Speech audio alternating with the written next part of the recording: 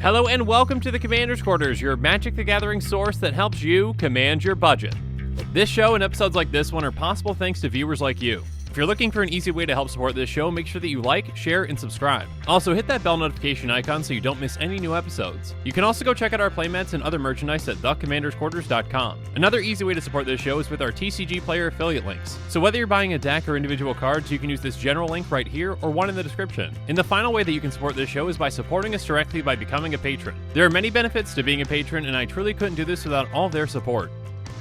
Hey everyone, Mitch coming in from the Commander's Quarters studio. Welcome to the show. So, on today's episode, I've got some more amazing custom commanders for you from the custom Magic community. These are some really unique commanders with some really unique builds that can happen around them. So, without further ado, let's jump into them.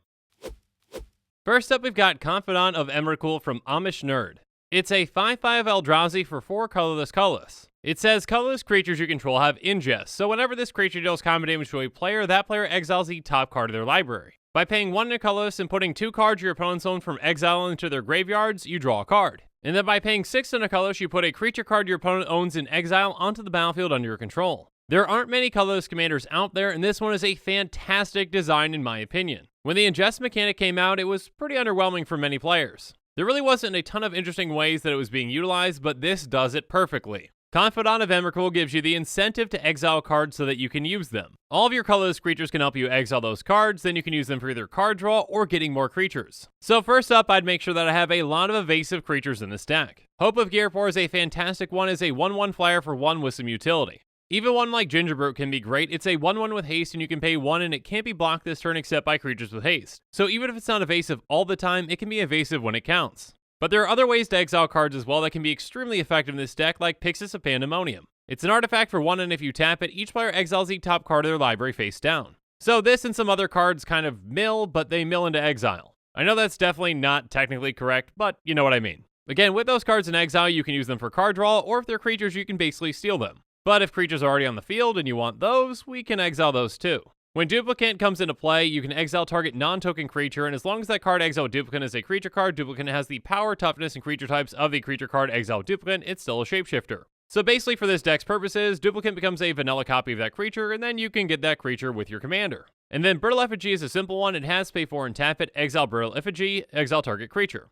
This is actually a great deterrent to have on the field as well. If someone sees that you have this, you can just threaten them that you're going to get rid of their creature if they do something to you. Even something like Voyager Staff works really well in this deck as well. By paying 2 and sacrificing it, you exile target creature, then you return the exile card to the battlefield under its owner's control at the beginning of the next end step. So that creature may only be temporarily exiled, but during that time, you can bring it into play under your control with your commander. Your opponent's not going to be getting it back with Voyager Staff since it's not still in exile. Regardless, to do these things, we're going to need a lot of mana, so we're running a lot of hyper-efficient mana rocks like Warden Power Stone. We can also run something like Blinkmoth Urn that says at the beginning of each player's pre-combat main phase, if Blinkmoth Urn is untapped, that player adds colors for each artifact they control. And of course, Heartstone can be extremely effective in this deck as well. It basically reduces the cost of each creature's activated abilities by 1. So now drawing a card only costs a colorless, and bringing a creature back only costs 5 in a colorless. Overall, I love this colorless commander. It utilizes a really underused mechanic and makes it into its own. Next up, let's move on to Salsa, Angelic Outcast from Bubbly Pangolin. She's a 3/5 Angel Demon that has Flying and Vigilance that costs 3 white, blue, black. Whenever she enters the battlefield or attacks, each player manifests the top card of their library. To manifest a card, basically everyone puts the top card of their library face down as a 2/2 creature, and they can turn it face up at any time by paying its mana cost if it's a creature card. And then whenever a face down creature dies, if it's a creature card, return to the battlefield face up under your control. I love the concept of a manifest commander, especially one that involves all players. With everyone manifesting, no one knows what crazy things they're going to get off the top. And then whenever a face down creature dies, if it's a creature, you get it. Now attacking to manifest is great, but I'd want to manifest even more than that. So I'd also be running some blink spells like Ephemerate. And a repeatable blink spell like Soul Herder would be fantastic in this deck. It says at the beginning of your end step, you may exile another target creature you control and return that card to the battlefield under its owner's control. So everyone's going to manifest with the attack as well as the blink at the end of the turn. That's 8 cards manifested per turn. And the more cards that are manifested, the more chance that there are creatures in there. But we can also turn creatures down that are already on the board with something like Ixodron. When it comes into play, we turn all of their non-token creatures face down. Now we're going to have to blink our commander before we do anything else because we want to make sure that we still get her benefit. Because again, when face down creatures die, we get them. But outside of our commander, we can manifest in some other ways as well, starting with Scroll of Fate. By tapping it, we can manifest a card from our hand. Thanks to our commander, we can essentially use this to help cheat on some mana costs of creatures. Thieving Amalgam can also come in huge for this deck. It says at the beginning of each opponent's upkeep, you manifest the top card of that player's library.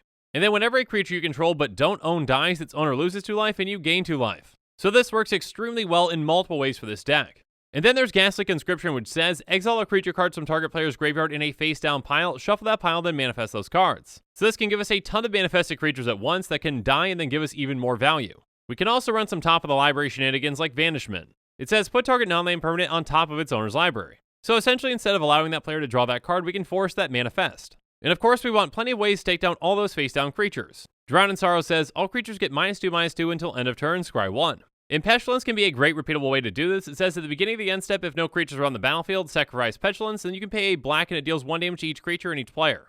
Overall, this is a very unique commander with a manifest creature steal kind of feel. But now let's move on to Petra the Ever Culpable from Max the Derpy. Petra is a 3/3 legendary goat. Oh, you heard me right, I said goat. With menace that costs 2 red/white. It says if another source would deal 2 or more damage to you, Petra deals that much damage -1 to you instead. Now at first glance, you might not realize exactly what this commander is capable of. It might seem simple, but I know I had to reread it a couple of times just to make sure I completely understand what it did. So if other sources are going to hit us, instead Petra just hits us, but for slightly less, as long as that damage is more than 1. Now at first you might be thinking, slight damage reduction isn't all that great on a commander.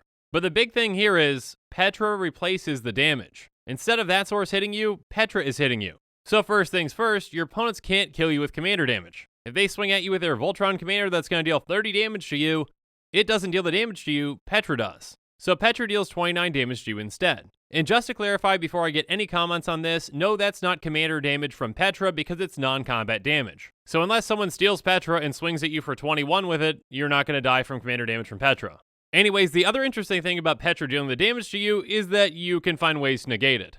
Most notably, lifelink. So we're going to be running plenty of ways to get Petra lifelink, like Lockstead and Warhammer, Feldar, Umbra, and True Conviction. If Petra has lifelink, we might take damage from Petra, but we're just going to gain it back. And obviously, since this deck is going to revolve around Petra, we want ways to keep it safe with something like Shielded by Faith. Indestructibility isn't perfect, but it can usually do the trick. And the main build for this deck that I think would be fun would be Group Slug. Again, the more things that we can put out that deal damage, the more damage that everyone's going to take, but we're going to be taking our damage from Petra, which can be negated. For example, Impatience says at the beginning of each player's end step, if that player didn't cast a spell this turn, Impatience deals 2 damage to that player. And then Antagonism says at the beginning of each player's end step, Antagonism deals 2 damage to that player unless one of their opponents was dealt damage this turn.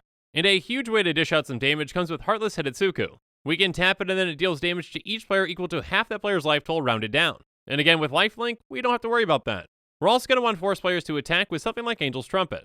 If Petra has lifelink and they don't want to waste their attack, they're not going to be coming at us. And then some damage doublers like Dictator of the Twin Gods can be a great way to speed things up. Overall, Petra is a very unique Boros commander that is more than it seems at first glance. But now let's move on to our final custom commander today with Herman Beachcomber from Arya though. Herman is a 2/3 mute nomad that costs 1 white/blue. It says at the beginning of your upkeep, mill a card, you may cast artifact spells from your graveyard. As additional cost to cast spells this way, return an artifact you control to your hand. Alright, so I have to be completely honest about this one. A little while ago, I did an episode on the one deck that I don't play anymore. And that deck is my Joy Weatherlight Captain Artifact Storm deck. It's my most powerful deck by far, and it has some incredible artifact synergies. The only problem is that it quickly becomes a game of solitaire, and I'm playing on my own for about 10 minutes, and then I'll end up winning. So I rarely play that deck unless everyone agrees to pull out their most powerful deck, even if it's obnoxious. Regardless, as powerful as Joyra is, I think Herman might be even more powerful. And building an incredibly synergistic deck is something that I really enjoy, even if I'm not going to get the chance to play it a ton. In my opinion, Herman Beachcomber might be the most busted Artifact Storm commander. Being able to cast artifacts from your graveyards is fantastic, and having to return an artifact back to your hand to do so is by no means a downside. Herman is definitely the ultimate eggs commander. So we're going to be running plenty of eggs in this deck like Skycloud Egg, one of the egg namesake cards. It's an artifact that costs 1 and you can pay 2 and tap and sacrifice it to add white/blue to your mana pool, and then you draw a card. So this card essentially replaces itself and can be sacrificed for free. A similar one is Chromatic Sphere, which you can pay 1 to tap and sacrifice to add 1 mana of any color to your mana pool, and then you draw a card. And then Golden Egg is somewhat similar, but also different, because when it enters the battlefield, you draw a card, and you can pay 1 to tap and sacrifice to add 1 mana of any color. Each of these ways to draw cards are fantastic in this deck. By sacrificing these cards to draw, they go into your graveyard, and then you can recast them with Herman. And then artifacts that draw when they come into play can be bounced back to your hand, and then you can recast them and draw again that way. Herman is the engine that lets you utilize your artifacts in the best way possible. And you can also utilize other artifacts that mill you like Perpetual Timepiece. It might not be drawing cards, but it does give you access to more artifacts in your graveyard. Now, to make sure that we can really abuse these artifacts and go off, we need mana reducers in this deck. Ethereum Sculptor says artifact spells you cast cost 1 less to cast, and Jorah's Familiar says historic spells you cast cost 1 less to cast. With 1 or 2 of these in play, we can essentially go infinite with the right setup. We can essentially draw our entire deck, keep casting artifacts over and over again, and then win with things like Mirrodin Besiege or Efficient Construction. Basically making a ton of tokens and then winning from there. Or a personal favorite of mine, storming off with Temporal Fissure and bouncing everyone's cards. Again, a deck that I probably would really enjoy building, but wouldn't get to play too often because it is so oppressive in solitaire and, yeah, just a lot. I still really enjoy Herman as a commander, and I know there are a lot of fair ways that you can build it, but my mind, of course, immediately went to Artifact Storm. And with that, this show is coming to a close, so it's my turn to hear from you. So in the comments below, let me know what your favorite of these is and why. Which one would you most want to build a deck around? So yeah, let me know in the comments below, and as always, thanks again, and have a good one.